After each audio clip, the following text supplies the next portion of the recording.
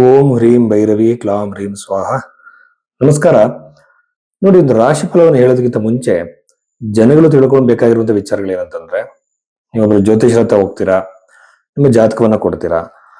ಆತ ಜಾತಕವನ್ನ ಚೆಕ್ ಮಾಡುವಾಗ ನೀವು ಕೊಟ್ಟಿರೋ ಸಮಯವನ್ನೇ ಹಾಕಿ ನೋಡಬಾರ್ದು. ಯಾಕೆಂತಂದ್ರೆ ಒಂದೇ ರಾಶಿಯಲ್ಲಿ ಒಂದೇ ಡೇಟ್ ಅಲ್ಲಿ ಲಕ್ಷಾಂತರ ಜನ ಹುಟ್ಟಿರ್ತಾರೆ. ಸೊ ಎಲ್ಲರ ಭವಿಷ್ಯ ಒಂದೇ ತರ ಇರೋದಿಲ್ಲ. ಹಾಗಾಗಿ ಲಗ್ನ ಅನ್ನೋದೊಂದಿದೆ. ಈಗ ನೋಡಿ, ನಮ್ಮ ಋಷಿಗಳು ತುಂಬಾ ಸೈಂಟಿಫಿಕ್ ಆಗಿ ಮಾಡಿದ್ದಾರೆ ಈ ಜ್ಯೋತಿಷವನ್ನ. ಇದರಲ್ಲಿ ಒಂದೊಂದು ಸೆಕೆಂಡ್ ಅಲ್ಲೂ ಕೂಡ ಜಾತಕ ಚೇಂಜ್ ಆಗುತ್ತೆ. ಸೊ ನಿಮ್ಮ ಲಗ್ನವನ್ನ ತಿದ್ದಿ ಲಗ್ನವನ್ನ ಫಸ್ಟ್ ಕಂಡುಹಿಡಿಬೇಕು. ಲಗ್ನ ಮಿಸ್ಟೇಕ್ ಆಗೋ ಚಾನ್ಸಸ್ ಇರುತ್ತೆ. ಆನಂತರ ಹಿಂದೆ ನಡೆದಿರೋ ಕೆಲವು ಘಟನೆಗಳನ್ನ ಮ್ಯಾಚ್ ಮಾಡಿ ನಿಮ್ಮ ಲಗ್ನವನ್ನ ತಿದ್ದಿ ನಿಮ್ಮ ಭವಿಷ್ಯವನ್ನ ಹೇಳಬೇಕು. ಸೊ ಹಿಂದೆ ನಡೆದಿರೋ ಘಟನೆಗಳನ್ನ ಕಂಪಲ್ಸರಿ ಆಗಿ ಕೆಲವಾದ್ರೂ ಹೇಳಬೇಕಾಗುತ್ತೆ. ಇದು ಮೊದಲನೇದು.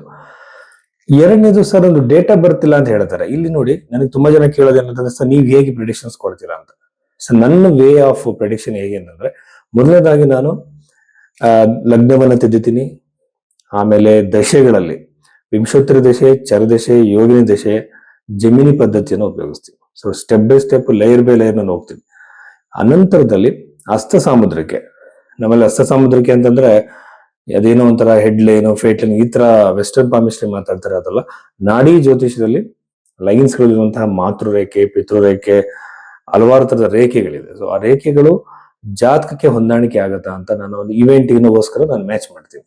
ಪ್ರಶ್ನೆ ಕೊಂಡ್ಲಿ ನಾನು ಹಾಕ್ತೀನಿ. ಅವಾಗ ಒಂದು ವಿವಾಹ ಆದ್ರೆ ಇಷ್ಟು ವಿಚಾರದಲ್ಲಿ, ಇಷ್ಟು ಪ್ಯಾರಾಮೀಟರ್ಸ್ ಅಲ್ಲಿ ಅದು ಸ್ಟೆಪ್ ಬೈ ಸ್ಟೆಪ್ ನಾನು ಇಂಡಿಕೇಶನ್ ಎಲ್ಲರೂ ನೋಡ್ತಾ ನನಗೆ ಕೊನೆಯಾಗಿ ಈ ಒಂದು ಘಟನೆ ನಡೆಯೋ ಸಾಧ್ಯತೆ ಇದೆ ಅಂತ ಹೇಳಿ ಜಾತಕದಲ್ಲಿ ಗೊತ್ತಾಗುತ್ತೆ. ಇದಕ್ಕೆಲ್ಲ ಬಹಳ ಟೈಮ್ ಹಿಡಿಯುತ್ತೆ. ಆ ಒಂದು ತಾಳ್ಮೆ ಕೇಳಿಸೋರ್ಗು ಮತ್ತೆ ಹೇಳೋರು ಇಬ್ಬರಿಗೂ ಇರ್ಬೇಕಾಗುತ್ತೆ. ಸೊ ಈ ರೀತಿ ಹೇಳಿದಾಗ ಸೈಂಟಿಫಿಕ್ ಆಗಿ ಜಾತಕ ಫಲ ನಿರೂಪಣೆ ಕರೆಕ್ಟ್ ಆಗುತ್ತೆ. ಅದು ಬಿಟ್ಟು ನಾವು ನ್ಯೂಮರಾಲಜಿ ಪ್ರಕಾರ ನೀವು ಯಾವುದೋ ಒಂದು ಪೂಜೆ ಹೇಳ್ಬಿಡೋದು, ಯಾವುದೋ ಒಂದು ಪ್ರೆಡಿಕ್ಷನ್ ಹೇಳೋದು, ಅದರಲ್ಲಿ ಎರಡು ನಿಜ ಆಗತ್ತೆ, ಅವ ಜ್ಯೋತಿಷರಿಗೆ ಮಹಾವಿದ್ಯೆ ಕಲ್ತಿದ್ದಾರೆ ಅಂತ ಅನ್ಸೋದು, ಇವೆಲ್ಲ ತಪ್ಪು. ಸೊ ಈ ರೀತಿಯಲ್ಲಿ ಸೈಂಟಿಫಿಕ್ ವೇಯಲ್ಲಿ ಜಾತಕ ನಿರೂಪಣೆ ಮಾಡಿದಾಗ ಬಂದಂತಹ ಕ್ಲೈಂಟ್ಗೆ ಅವ್ರಿಗೊಂದು ಆಶ್ವಾಸನೆ ನಾವು ಕೊಡ್ತೀವಿ, ಧೈರ್ಯವನ್ನು ಹೇಳ್ದಂಗಾಗುತ್ತೆ, ಸತ್ಯವನ್ನು ಒಪ್ಕೊಳ್ಳೋದಕ್ಕೆ ಅವ್ರನ್ನ ಮೋಟಿವೇಟ್ ಮಾಡ್ದಂಗಾಗುತ್ತೆ. ಜ್ಯೋತಿಷ್ಯ ಅಂದ್ರೆ ಹಣೆ ಬರೋನ ಬದಲಾವಣೆ ಮಾಡೋದಲ್ಲ, ಉತ್ತಮ ಮತ್ತು ಕೆಟ್ಟ ಸಮಯ ಎರಡನ್ನು ಕೂಡ ಅನಲೈಸ್ ಮಾಡಿ ಅವ್ರನ್ನ ಒಂದು ಗೈಡ್ ಮಾಡುವಂಥದ್ದು ಸರಿಯಾಗಿರೋ ದಾರಿಯಲ್ಲಿ. ಅದು ಬಿಟ್ಟು ಹಣೆ ಬರೋ ಚೇಂಜ್ ಮಾಡೋದು, ನಿಮ್ಮನ್ನು ಕೋಟ್ಯಾಧಿಪತಿ ಮಾಡೋದು, ನಿಮಗೆ ಅಷ್ಟೈಶ್ವರ್ಯಗಳು ಬರೋ ತರ ಮಾಡೋದು ಜ್ಯೋತಿಷಿ ಕೆಲಸ ಅಲ್ಲ. ನಿಮಗೆ ನಿಮ್ಮ ಒಂದು ಜಾತಕದಲ್ಲಿ ಯಾವ ತರದ ಒಂದು ಪಾಸಿಬಿಲಿಟೀಸ್ ಇದೆ ಅಂತ ತಿಳಿಸೋದು ಜ್ಯೋತಿಷ ಕರ್ತವ್ಯ. ಸೊ ಇಷ್ಟು ವಿಚಾರಗಳಿದೆ. ಸೊ ಈಗ ನಾವು ನಿಮ್ಗೆ ಈ ತರ ಜಾತಕವನ್ನು ತೋರಿಸ್ಕೊಬೇಕಾಗಿದ್ರೆ ಭೈರವಿ ಅಷ್ಟೋದಲ್ಲಿ ನೀವು ಇದನ್ನ ಬುಕ್ ಮಾಡಬಹುದು. ವೃಷಭ ರಾಶಿ 2026 ಮಾರ್ಚ್ 15ನೇ ತಾರೀಕಿನ ನಂತರದಲ್ಲಿ ಈ ಒಂದು ವೃಷಭ ರಾಶಿಯವರಿಗೆ ಸಂಬಂಧಪಟ್ಟಂತೆ ನಾವು ಹೇಳೋದಾದ್ರೆ ಏನೆಲ್ಲ ವಿಶೇಷಗಳು ಅವರ ಒಂದು ರಾಶಿಗೆ ಸಂಬಂಧಪಟ್ಟಂತೆ ಇದೆ ಅಂತ ನಾವು ನೋಡೋದಾದ್ರೆ, ವೃಷಭ ರಾಶಿಯವರಿಗೆ ಒಂದು ಲಾಭದ ಸಾಧ್ಯತೆ ಹೆಚ್ಚಾಗಿದೆ. ನೀವೊಂದು ಬಿಸ್ನೆಸ್ ಮಾಡಿರ್ತೀರಾ, ಇನ್ವೆಸ್ಟ್ಮೆಂಟ್ ಮಾಡಿರ್ತೀರಾ, ಪ್ರಾಪರ್ಟಿನ ತಗೊಂಡಿರ್ತೀರಾ, ಯಾವುದೇ ತರದ ಇನ್ವೆಸ್ಟ್ಮೆಂಟ್ ನೀವು ಮಾಡಿದ್ರು ಸಹ ಅಲ್ಲಿಂದ ಲಾಭವಾಗುವ ಸಾಧ್ಯತೆ ಅತಿ ಹೆಚ್ಚಾಗಿದೆ ಅಂತ ಹೇಳ್ಬೋದು. ಅನಂತರದಲ್ಲಿ ದಶಮ ಭಾವವನ್ನು ನಾವು ಗಮನಿಸಿದ್ರೆ ಉದ್ಯೋಗದಲ್ಲಿ ಖಂಡಿತವಾಗ್ಲೂ ಸಹ ಸಕ್ಸಸ್ ಇದೆ. ಹೊಸ ಉದ್ಯೋಗ ಪ್ರಾಪ್ತಿ ಆಗ್ಬೋದು. ಉದ್ಯೋಗ ಇಂಟರ್ವ್ಯೂ ಕೊಟ್ಟಿದ್ರೆ ಅಲ್ಲಿ ನಿಮ್ಗೆ ಸಕ್ಸಸ್ ಸಿಗ್ಬೋದು. ವಿದೇಶದಲ್ಲಿ ಉದ್ಯೋಗಕ್ಕೆ ಟ್ರೈ ಮಾಡ್ತಿದ್ರೆ, ನಿಮ್ಮ ಸ್ಥಳದಿಂದ ಬೇರೆ ದೂರದ ಸ್ಥಳದಲ್ಲಿ ನೀವು ಜಾಬಿಗೆ ಟ್ರೈ ಮಾಡ್ತಿದ್ರೆ ಸಹಾಯ ಆಗ್ಬೋದು. ನಿಮ್ಮ ಜಾಬ್ ಅಲ್ಲಿ ನೀವು ಟ್ರಾನ್ಸ್ಫರ್ ಟ್ರೈ ಮಾಡ್ತಿದ್ರೆ ಅನುಕೂಲ ಆಗ್ಬೋದು. ಎಲ್ಲಾ ತರದ ಪ್ರೋಗ್ರೆಸ್ಗಳು ವೃಷಭ ರಾಶಿಯವರಿಗೆ ಕರಿಯರ್ ರಿಲೇಟೆಡ್ ಆಗಿದೆ, ಬಹಳಷ್ಟು ಪಾಸಿಟಿವ್ ಆಗಿದೆ. ಆಮೇಲೆ ವೃಷಭ ರಾಶಿಯವರಿಗೆ ದಶಮ ಸ್ಥಾನದಲ್ಲಿರುವಂತ ರಾಹು ಸಡನ್ ಚೇಂಜಸ್ ನ ಕೊಡುವಂಥದ್ದು, ಸ್ಥಳ ಬದಲಾವಣೆ ಆಗ್ಬೋದು, ಪಾಸಿಟಿವ್ ಆಗಿ ಆಗ್ಬೋದು. ಒಂದು ರೀತಿ ನಿಮ್ಮನ್ನ ಲಿಫ್ಟ್ ಮಾಡುತ್ತೆ. ಇಷ್ಟು ವರ್ಷ ನೀವು ಏನೋ ಒಂದು ಪ್ರೋಗ್ರೆಸ್ ಆಗಿ ವೇಟ್ ಮಾಡ್ತಿದ್ರಿ, ನಿಮಗೆ ಏನೋ ಒಂದು ಎನರ್ಜಿ ಇದೆ, ನಿಮಗೆ ಶಕ್ತಿ ಇದೆ, ಧೈರ್ಯ ಇದೆ, ಅದು ಹೊರಗಡೆ ಬರ್ತಾ ಇಲ್ಲ. ಅದು ಇದ್ರೂ ಸಹ ಅದಕ್ಕೆ ಸರಿಯಾಗಿರುವಂತಹ ಮಾನ್ಯತೆ ಇರೋಲ್ಲ. ಈ ಸಂದರ್ಭದಲ್ಲಿ, ಈ ಟೈಮಲ್ಲಿ ಅದು ಸಿಗ್ಬೋದು. ಕೆಲವರು ಬಿಸ್ನೆಸ್ ಅನ್ನ ಬಿಟ್ಟು, ಜಾಬ್ ನ ಬಿಟ್ಟು ಬಿಸ್ನೆಸ್ಗಾಗಿ ಟ್ರೈ ಮಾಡೋ ಸಾಧ್ಯತೆ ಇರುತ್ತೆ. ಅಂತವರು ಕೂಡ ಕರಿಯರ್ ಅಲ್ಲಿ ಮೊದಲನೇ ವಿಜಯದ ಮೆಟ್ಟಿಲಾಗಿ ನಿಲ್ಲುತ್ತೆ. ಆಮೇಲೆ ಕರಿಯರ್ ಅಲ್ಲಿ ಇರುವಂತಹ ಹಲವಾರು ಪಾಸಿಟಿವ್ ಚೇಂಜಸ್ ಬಗ್ಗೆ ನಾವು ನೋಡಿದ್ವಿ. ಈಗ ಕೊಟ್ಟಂತ ಹಣ ವಾಪಸ್ ಬರುವುದು, ಸಾಲವನ್ನು ತೀರಿಸೋದಕ್ಕೆ ಹೊಸ ದಾರಿ ಸಿಗುವಂಥದ್ದು, ನಿಮಗೆ ಯಾವುದೋ ಒಂದು ರೂಪದಲ್ಲಿ ಸಹಾಯ ಒದಗಿ ಬರಬಹುದು ಸಾಲವನ್ನು ತೀರಿಸಲಿಕ್ಕೆ. ಈ ಎಲ್ಲ ಸಾಧ್ಯತೆಗಳು ವೃಷಭ ರಾಶಿಯವರಿಗಿದೆ. ಒಂದು ಸಡನ್ ಫೈನಾನ್ಷಿಯಲ್ ಗೈನ್ ಎಲ್ಲೋ ಒಂದ್ ಕಡೆ ದುಡ್ಡು ಸ್ಟ್ರಕ್ ಆಗಿ ನಿಮಗೆ ಬರ್ಬೇಕಾಗಿರುತ್ತೆ, ಹಣ ಹೊಲಿದು ಬರ್ಬೋದು. ಈ ಸಾಧ್ಯತೆಗಳು ವೃಷಭ ರಾಶಿಯವರಿಗೆ ಖಂಡಿತವಾಗ್ಲೂ ಸಹ ಕಾಣ್ತಾ ಇದೆ.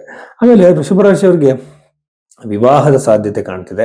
ಉತ್ತಮವಾಗಿರುವಂತಹ ಉತ್ತಮವಾಗಿರುವಂತಹ ಒಂದು ಸಂಬಂಧ ಬಂದು ವಿವಾಹವಾಗಿ ಮ್ಯಾರಿಟಲ್ ಲೈಫ್ ವೈವಾಹಿಕ ಜೀವನಕ್ಕೆ ಕಾಲಿಡುವ ಸಾಧ್ಯತೆ ಈ ವರ್ಷದಲ್ಲಿ ಬಹಳ ಹೆಚ್ಚಾಗಿದೆ. ಈ ವಾರದಲ್ಲಿ ಅದು ನಿಮಗೆ ಒದಗಿ ಬರಬಹುದು.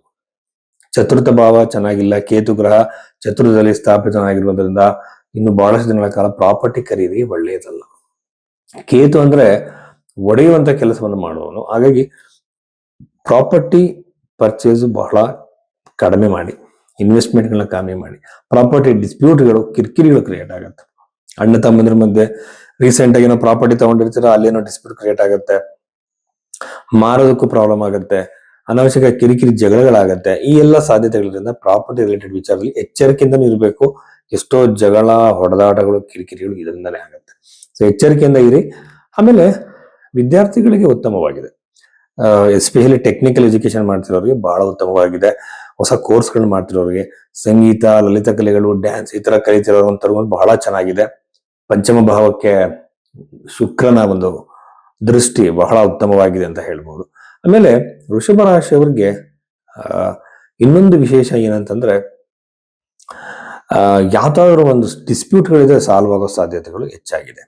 ಆಮೇಲೆ ಅದರ ಜೊತೆಯಲ್ಲಿ ಪ್ರೇಮಿಗಳಿಗೆ ಬಹಳ ಉತ್ತಮ, ಮನೆಯಲ್ಲಿ ಒಪ್ಪಿಗೆ ಸಿಗೋ ಸಾಧ್ಯತೆ, ಪ್ರೇಮಿಗಳು ದೂರ ಆಗಿದ್ರೆ ಒಂದಾಗೋ ಸಾಧ್ಯತೆ, ಹತ್ರವಾಗೋ ಸಾಧ್ಯತೆ. ಪ್ರೇಮಿಗಳೇ ಅಂತಲ್ಲ, ಸ್ನೇಹಿತರು ದೂರ ಆಗಿದ್ದರೂ ಹತ್ರ ನಿಮಗೆ ಆಗ್ಬೋದು. ಆಮೇಲೆ ಉದ್ಯೋಗದಲ್ಲಿ ಅಭಿವೃದ್ಧಿ ನಾನು ಹೇಳಿದ್ದೀನಿ ಆಲ್ರೆಡಿ. ಆಮೇಲೆ ಬಿಸ್ನೆಸ್ ಮಾಡೋದು ಕೂಡ ಅನುಕೂಲವಾಗುತ್ತೆ, ಲಾಭವಾಗುತ್ತೆ ಅಂತ ಹೇಳಿದ್ದೀನಿ. ಆ ಜೊತೆಯಲ್ಲಿ ಹೊಸ ಕೋರ್ಸ್ಗಳು, ಎಜುಕೇಶನ್ ಮಾಡ್ತಿರೋರಿಗೆ, ಕಾಂಪಿಟೇಟಿವ್ ಎಕ್ಸಾಮ್ಗಳಿಗೆ ತಯಾರಿ ಏನನ್ನು ಮಾಡ್ತಿರುವಂತವ್ರಿಗೆ ಬಹಳ ಉತ್ತಮವಾಗಿದೆ ಅಂತ ಹೇಳ್ಬೋದು. ಕಾಂಪಿಟೇಟಿವ್ ಎಕ್ಸಾಮ್ಸ್ ಅಲ್ಲಿ ಇಷ್ಟು ದಿನ ಸಿಗದಿರುವಂತಹ ಒಂದು ಫ್ಲೋ ನಿಮಗೆ ಸಿಗೋ ಸಾಧ್ಯತೆ ಬಹಳಷ್ಟಿದೆ ಅಂತ ಹೇಳ್ಬೋದು. ಕುಟುಂಬದಲ್ಲಿ ಸ್ವಲ್ಪ ಕಿರಿಕಿರಿಯ ವಾತಾವರಣ ಕ್ರಿಯೇಟ್ ಆಗುತ್ತೆ, ಟೆನ್ಷನ್ ಕ್ರಿಯೇಟ್ ಆಗುತ್ತೆ. ಸೊ ಇಷ್ಟೆಲ್ಲ ವಿಚಾರಗಳು ವೃಷಭ ರಾಶಿಯವರಿಗೆ ಸಂಬಂಧಪಟ್ಟಿದ್ದು.